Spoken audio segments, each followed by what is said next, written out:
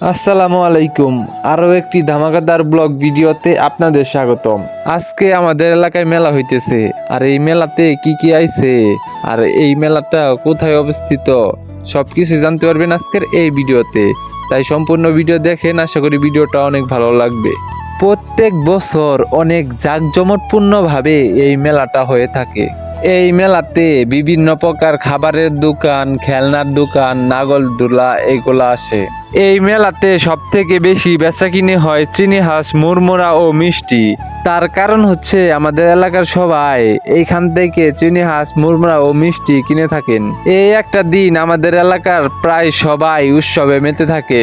এই মেলার উছিলায় প্রায় প্রত্যেকের বাড়িতেই আত্মীয় স্বজনরা বেড়াতে আসেন। তাছাড়াও বন্ধু বান্ধবরা আসে, বন্ধু বান্ধবদের সাথে একসাথে বসে আড্ডা দেওয়া যায়, খাবার খাওয়া যায়। এর থেকে আনন্দের আর কি আছে বলেন। এই মেলাটার লোকেশন হচ্ছে কাজীবাড়ি, কালিহাতী, টাঙ্গাইল। এটা আমাদের কাজীবাড়ির একটি ঐতিহ্য।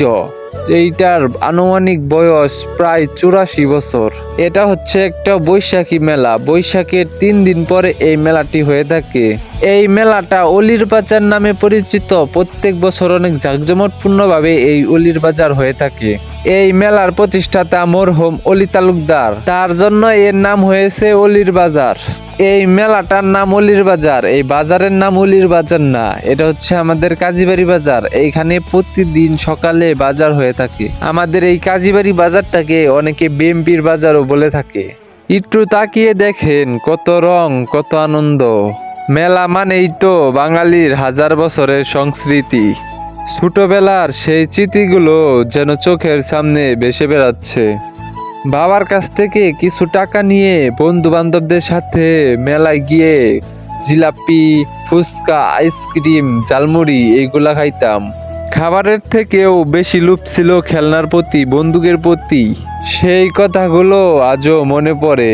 অনেক মিস করি সেই ছোট্টবেলার স্মৃতিগুলো। কত মানুষ মেলায় আইছে, শুধু আসতে পারে নাই আমার প্রবাসী ভাইয়েরা। তারা ওই দূর প্রবাসে অনেক কষ্ট করতেছে।